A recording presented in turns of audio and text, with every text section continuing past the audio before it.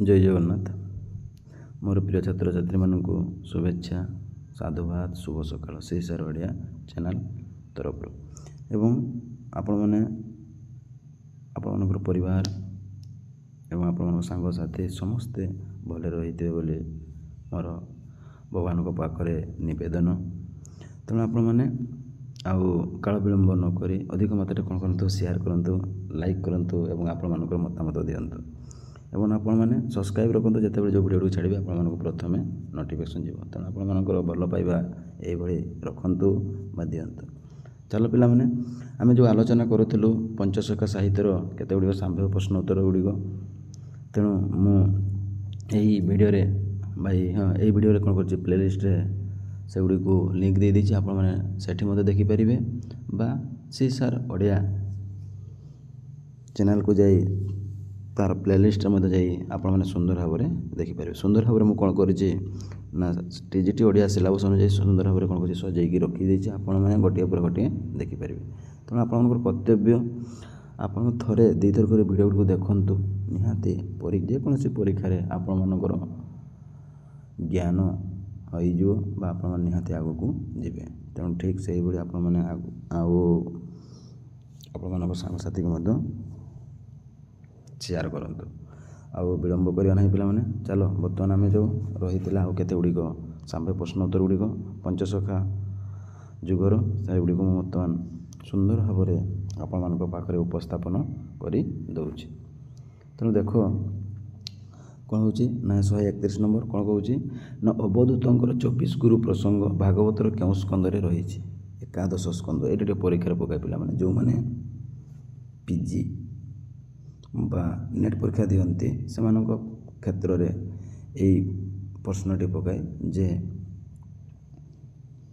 अवधूतर 24 गुरु प्रसंग भागवतर क्यों स्कंदे रही एकादश स्कंद ठीक से ही देख पुणी 132 नंबर ना भागवतर क्यों स्कंदे श्रीकृष्णकर गोपलीला वर्णित दशम स्कंदे तापर 133 संस्कृत भागवतर दशम स्कंदे केतोटी अध्याय रही है बहुत गुरुत्वपूर्ण 90टी अध्याय पिला माने तो यहाँ को लेखि रखु पिला माने आउ थोड़ा आलोचना कर दूसरी देख जे संस्कृत भागवतर दशम स्कंदे केतोटी अध्याय केतोटी 90टी अध्याय तापर 134 ओडिया भागवतर दशम स्कंदे केतोटी अध्याय अच्छी 96टी तापर 135 अच्युतानंद दास केउठी जन्मग्रहण करते तिलकणा बहुत गुरुत्वपूर्ण जो अच्युतानंद दास केउठी जन्मग्रहण करते ना तिलकणा तापर देख 136 अच्युतानंद पिता नाम कौन दीनकृष्ण खुंटिया तापर 137 अच्युतानंद माता नाम पद्मावती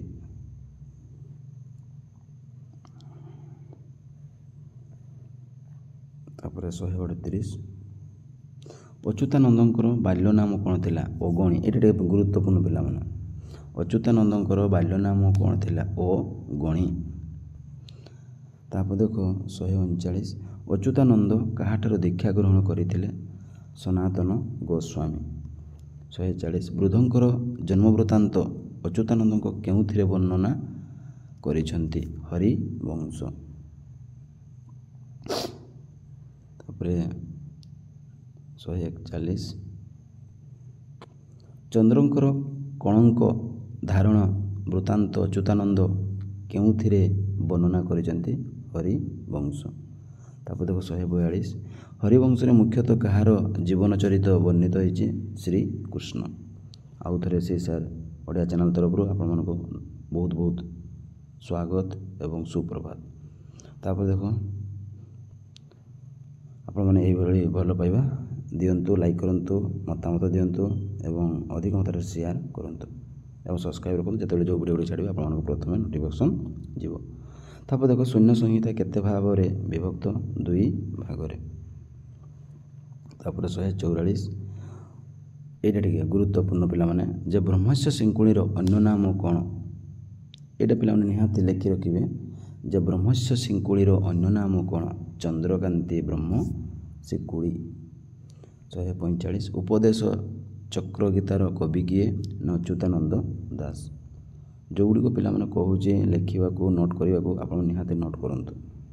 ତାପରେ ଦେଖ ଉପଦେଶ ଚକ୍ରଗୀତାରେ କେଉଁମାନଙ୍କୁ ଉପଦେଶ ଦିଆଯାଇଛି? ଶିଷ୍ୟମାନଙ୍କୁ। ପୋଟଳର ଅର୍ଥ କ'ଣ? ଅଧ୍ୟାୟ। ଏଇଟା ମଧ୍ୟ ଗୁରୁତ୍ୱପୂର୍ଣ୍ଣ ପିଲାମାନେ।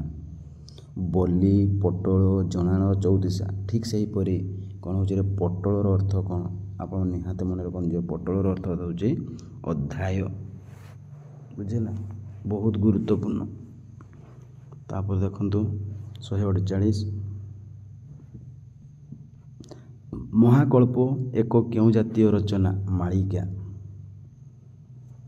ତାପରେ ବଟ ସଂହିତାରେ କେଉଁ ବଟ ବୃକ୍ଷର ମହାତ୍ମା ବର୍ଣ୍ଣିତ? ନେମାଳ। ଏଇଟା ମଧ୍ୟ ଗୁରୁତ୍ୱପୂର୍ଣ୍ଣ। ବଟ ସଂହିତାରେ କେଉଁ ବଟ ବୃକ୍ଷର ମହାତ୍ମା ବର୍ଣ୍ଣିତ ହୋଇଛି? ନେମାଳ।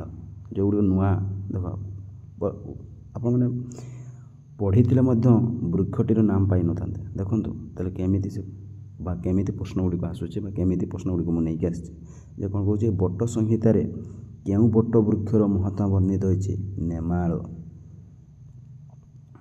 ତାପରେ ଦେଖ 150 ଉଦୟ କାହାଣୀର ଅଧ୍ୟାୟ ଗୁଡ଼ିକ କେଉଁ ନାମରେ ନାମିତ? ସୁରସ। କେଉଁ ଗ୍ରନ୍ଥକୁ ଭିତ୍ତି କରି ଯଶୋବନ୍ତ ଦାସ ଜନ୍ମ ଲଗ୍ନ ସ୍ଥିର କରାଯାଇଛି? ଉଦୟ କାହାଣୀ।